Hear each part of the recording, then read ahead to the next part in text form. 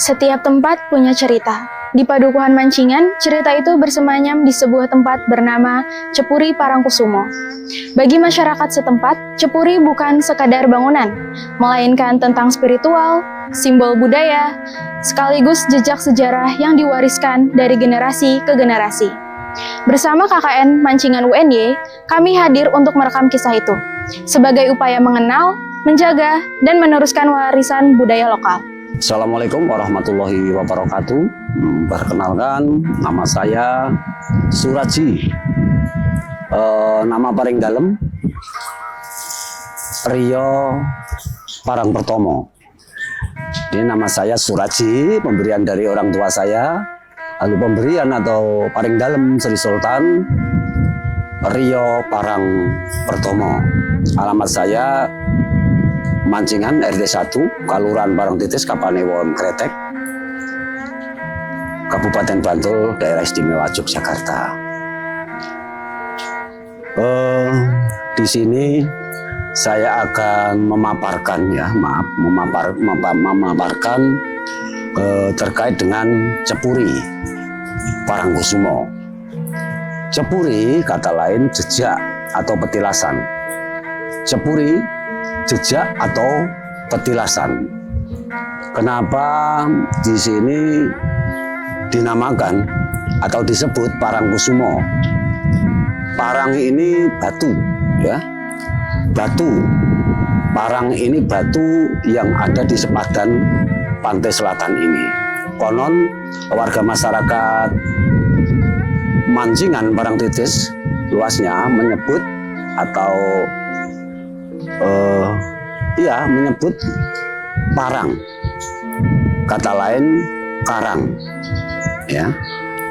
Parangkusumo di sini menyimpan jejak. Di dalam Cepuri ini, di dalam beteng ini menyimpan jejak atau patilasan. Jadi Cepuri di dalamnya ada dua batu parang atau batu karang. Batu karang tersebut pernah untuk duduk bersila pada saat Raden Danang Sutawijaya menunaikan perintah dari sang guru besar, yakni Kiai Ageng Jurumertani. Sehingga Raden Danang Sutawijaya bertapa atau semedi atau Toto Broto di sini ingin bertemu dengan Kanjeng Ratu Kidul, penguasa Keraton Segoro Kidul. Maka dari itu di sini dinamakan Parangkusumo. Dua batu itu pernah untuk duduk, ya, calon ratu dan Rembesing Madu Trengkusumo atau Trengkusumo Rembesing Madu bertemu dengan Kanjeng Ratu Kidul. Maka parang adalah karang, karang adalah parang, dijulukilah tempat petilasan ini dinamakan Parangkusumo. Nah, kenapa Raden Danang Sutawijaya telah mentaati dari sang guru untuk duduk bertapa dan bertemu dengan Kanjeng Ratu Kidul?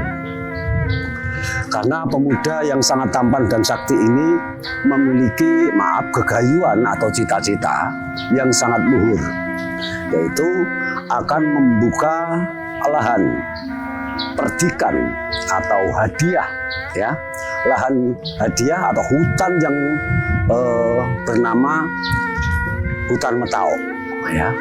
Konon Hutan Metau ini sangat sangat angker. Di situ banyak kaum astral yang menghuni di situ. Maka dari itu setiap membabat atau membuka lahan tersebut mengalami kegagalan, sehingga sang guru besar Kiai Ageng Jurumertani garis miring ini Pak D sendiri dari Danang Sutawijaya. Karena apa? Danang Sutawijaya memiliki ibu, dan ibu Danang Sutawijaya ini adik dari Kiai Ageng Jurumertani, lalu dinikah oleh Kiai Ageng Pemanahan. Jadi sang guru besar ini uaknya sendiri, gitu ya. Raden Danang Sutawijaya yang memiliki cita-cita ingin membuka lahan atau membuka hutan Metaok. Ini rencana dari beliau akan didirikan sebuah kerajaan.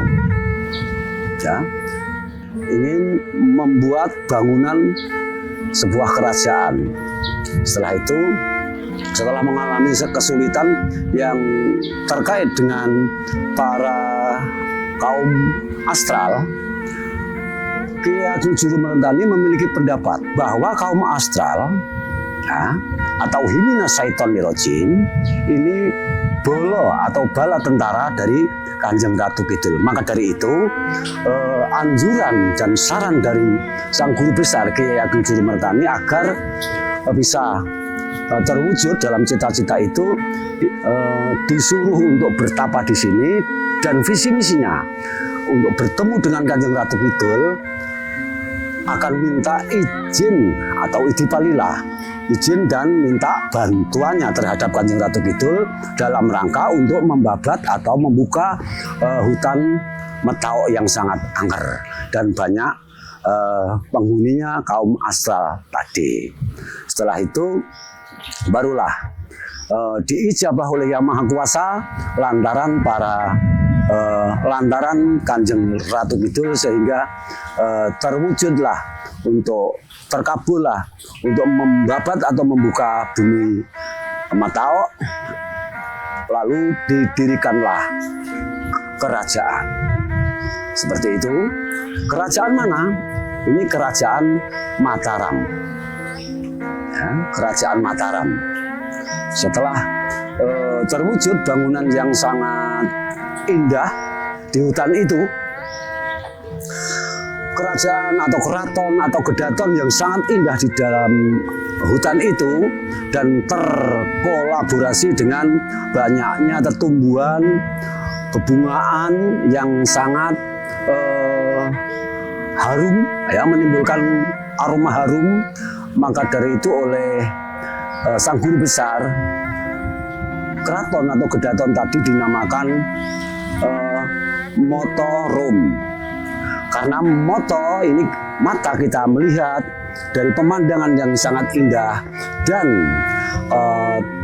terkolaborasi dengan gondo atau aroma tercium di dalam hidung ini harum. Maka dari itu dinamakan Motorum. Garis miring Mataram.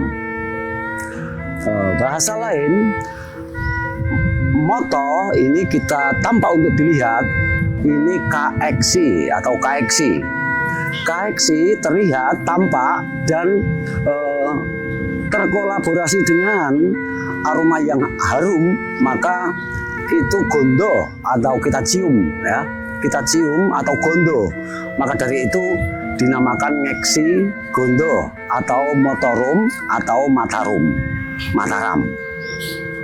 Dan ada nama tambahan julukannya, ya ini oleh Kiai Ageng Jurumertani dinamakan tambahan, ya ini diambilkan dari nama sebuah keraton di dunia wayang. Nah, dunia wayang di situ ada Prabu Ramawijaya di Poncowati Dendo atau Pancawati. Ini memiliki bapak, memiliki ayah yang bernama Prabu Dasarata. Prabu Dasarata ini memiliki kota, memiliki negeri, memiliki kerajaan yang bernama Ayodhya Pala atau Ayodhya. Nama itulah diambil oleh Kiai Ageng Giring untuk menamakan kerajaan tadi atau negeri tadi. Lantas diberi nama Ayodhya atau Yogyakarta atau Ngayogyakarta Hadiningrat.